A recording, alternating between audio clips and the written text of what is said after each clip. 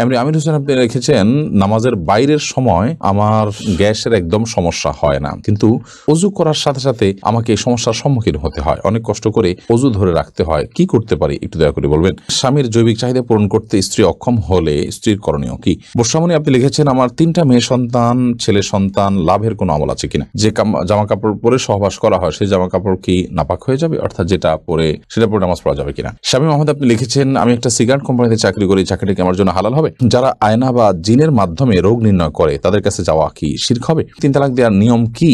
পালক মেয়ের সাথে নিজের পেটের ছেলের বিয়ে দেওয়া যাবে কিনা? প্রথম স্বামীকে তালাক না দিয়ে দ্বিতীয়বার বিবাহ করলে তা জায়েজ হবে কি? দ্বিতীয় বিয়ে যদি জায়েজ না হয় তাহলে প্রথম স্বামী তার জন্য জায়েজ থাকবে কিনা দয়া করে জানাবেন। আমার এক বন্ধু সিগারেট খায়, সে বলে অজু করে সিগারেট খেলে অজু ভাঙে না, তার দাবি কি সঠিক? স্বামী মোহাম্মদ আপনি লিখেছেন, আমি একটা সিগারেট কোম্পানিতে চাকরি করি, চাকরিটা কি আমার জন্য হালাল হবে? সিগারেট কোম্পানিতে চাকরি করা মানে হলো আপনি সিগারেট উৎপাদনে কোনো না কোনোভাবে হেল্প করছেন, সহযোগিতা করছেন। আর আল্লাহ তাআলা বলেছেন, ওয়ালা তাআওয়ানু আলাল ইসমি ওয়াল উদওয়ান, পাপের কাজে, সীমালঙ্ঘনের কাজে তোমরা একে অন্যের সহযোগিতা করো না। বিধায় আপনার জন্য এটি জায়েজ হবে না আপনি সিগারেট কোম্পানিতে চাকরি করবেন, কারণ এটি রীতিমতো সে একটা হারাম প্রোডাকশন তৈরি করছে, সেখানে সহযোগিতা করা শামিল। রাকিবুল ইসলাম আপনি লিখেছেন, যারা আয়না বা জিনের মাধ্যমে রোগ নির্ণয় করে তাদের কাছে যাওয়া কি শিরক হবে? খুব জটিল একটা জায়গা আসলে। জিনের আশ্রয় নেওয়াকে অনেক উলামা কেরাম নাজায়েজ বলেছেন, এবং সেটাতে আয়না ইত্যাদি ব্যবহার করা, এগুলো করে করে দেখা, এটাকে অনেক উলামা কেরাম নাজায়েজ বলেছেন। মূলত বিভিন্ন আলামত থেকে আপনার ব্ল্যাক ম্যাজিক বা জিনের উপদ্রব এটি চিহ্নিত করে এরপর কোরআন কারীমের আয়াত, দোয়া ইত্যাদির মাধ্যমে, আজকার ইত্যাদির মাধ্যমে শেফা বা আরোগ্য লাভের বা ট্রিটমেন্টের আপনি উদ্যোগ গ্রহণ করবেন, সেটি হলো মূলত শরিয়া সম্মত পদ্ধতি। আব্দুর রহিম আপনি লিখেছেন, 3 তালাক দেওয়ার নিয়ম কি?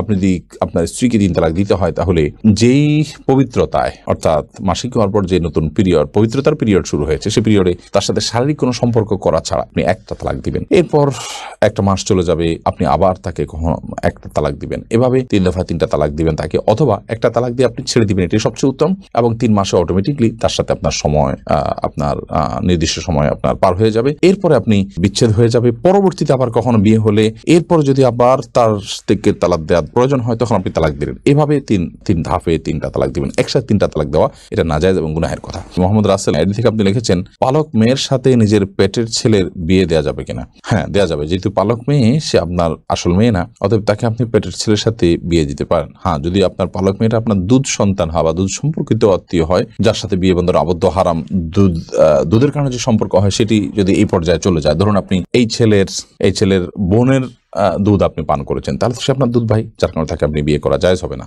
তো এরকম কিছু যদি না হয়, জাস্ট পালক মেয়ে, তাকে আপনি লালন পালন করেছেন, আপনার দুধ পান করেনি সে, তাহলে সেক্ষেত্রে, বা এই ছেলের সাথে আপনার যে ছেলে হয়েছে তার সাথে তার দুধের কোনো সম্পর্ক নেই সরাসরি, তাহলে সেক্ষেত্রে তার সাথে বিয়ে দিতে কোনো অসুবিধা নেই। এমনি সেলিম রেজা কাজল আপনি লিখেছেন, যে জামা কাপড়ে পরে, যে জামা কাপড় পরে সহবাস করা হয় সেই জামা কাপড় কি নাপাক হয়ে যাবে, অর্থাৎ যেটা পরে সেটা পরে নামাজ পড়া যাবে কিনা? যা কাপড় চোপড় পরে সহবাস করলেই সেটা নাপাক হয়ে যাবে না। যদি সেখানে নাপাক লাগে তাহলে সেক্ষেত্রে সেটা নাপাক হবে, আর যদি নাপাক না লাগে তাহলে সেটা নাপাক হবে না। অতএব এটি নির্ভর করবে যে নাপাকটা লেগেছে কি লাগেনি তার উপরে।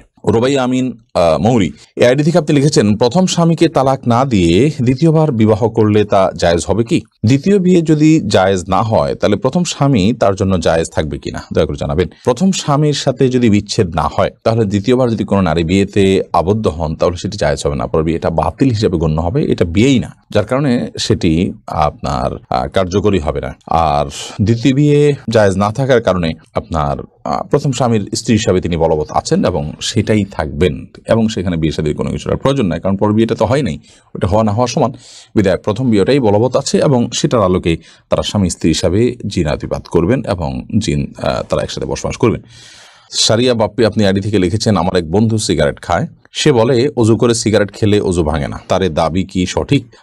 দেখুন, অজু করে সিগারেট পান করলে, ধূমপান করলে অজু ভাঙে না, এটা তো মোটা দাগে ঠিক আছে যে অজু করেছেন, আপনি অজু করার পর ধূমপান করেছেন, তাহলে সেক্ষেত্রে আপনার অজু ভাঙবে না। কিন্তু আপনার মনে রাখা উচিত যে আপনি যদি ধূমপান করেন তাহলে সেক্ষেত্রে অজু ভাঙার চেয়ে বড় কিছু আপনার ভেঙে যাবে। অজু ভাঙাটা তো গুনাহের ব্যাপার না, অজু ভাঙাতে কোনো গুনাহ হয় না, অজু ভাঙা তো একটা স্বাভাবিক প্রক্রিয়া, কারোর পেশাব মলমূত্র ত্যাগের কারণে তিনি অজু ভঙ্গ হয়ে গেছে, এর কারণে কোনো গুনাহ হবে না, তিনি আবার অজু করে ফেলবেন। কিন্তু আপনি যখন ধূমপান করবেন তখন আপনার তাকওয়া ভেঙে যাবে, আপনার গুনাহ হবে, যার কারণে সেটার কারণে আপনার স্বাস্থ্যের মুখোমুখি হবে। অজু ভাঙার কারণে তো স্বাস্থ্যের মুখোমুখি হতে হবে না, বিধায় ধূমপান করলে অজু ভাঙবে না, এটা ঠিক, কিন্তু তার চাইতে বড় কিছু ভেঙে যাবে, অর্থাৎ আপনার নেকামল ভেঙে যাবে। বিধায় একজন ইমানদার সেটিকে ঠুনকোভাবে দেখার কোনো কারণ নেই। অজু ভাঙবে না বলে এটাকে ঠুনকোভাবে না দেখে বরং এটার আরো যে ভয়াবহ দিক আছে সেটা আমাদের খেয়াল রাখা উচিত। তবে হ্যাঁ, এটা ঠিক যে ধূমপান করার পর মুখে যে দুর্গন্ধ হয়, আপনি সালাত আদায় করার জন্য সেই দুর্গন্ধ দূর করে তারপরে আপনি মসজিদে যাবেন এবং সালাত আদায় করবেন, যাতে করে ফেরেশতাদের কষ্টের কারণ না হয়, সেটি খেয়াল করতে হবে। শান্তা আক্তার, আপনি লিখেছেন,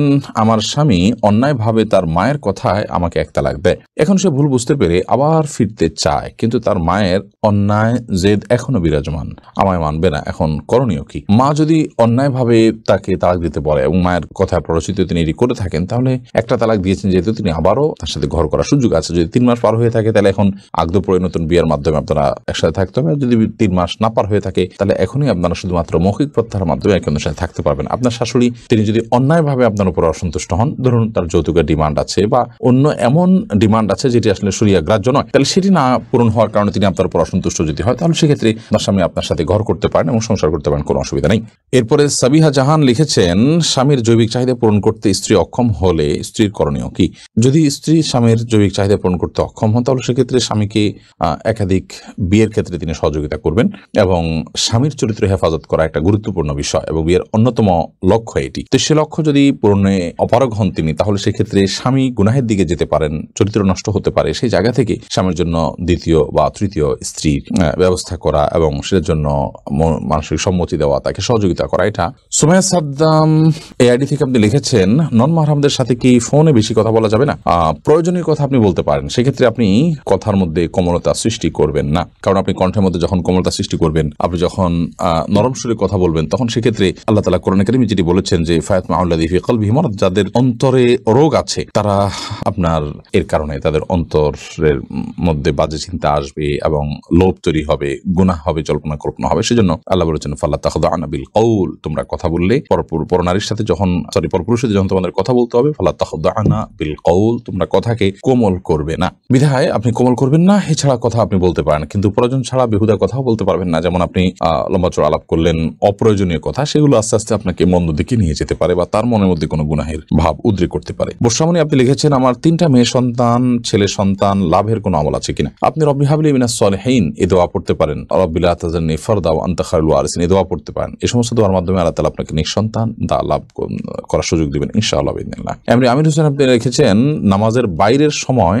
আমার গ্যাসের একদম সমস্যা হয় না, কিন্তু অজু করার সাথে সাথে আমাকে এই সমস্যার সম্মুখীন হতে হয়, অনেক কষ্ট করে অজু ধরে রাখতে হয়, কি করতে পারি একটু দয়া করে বলবেন। নামাজের বাইরের সময় গ্যাসের সমস্যা হয় না, কিন্তু নামাজ দাঁড়ালে শুরু হয়ে যায়। এটা কোনো দুষ্ট জিনের উপদ্রব কিনা, ব্ল্যাক ম্যাজিকের কারণে কিনা, সেটা আপনার দেখা দরকার এবং সেটার জন্য আপনি রাকিদের শরণাপন্ন হয়ে ট্রিটমেন্ট করা উচিত। বিশেষ করে কোরআন কারীমের তেলাওয়াত, জিকিরের পরিমাণ বাড়িয়ে দেওয়া উচিত। কিন্তু সালাতের মধ্যে আপনাকে অজু ধরে রাখতেই হবে, কারণ অজু আপনার ছুটে গেলে আবার নতুন করে অজু করে আপনাকে সালাত আদায় করতে হয়।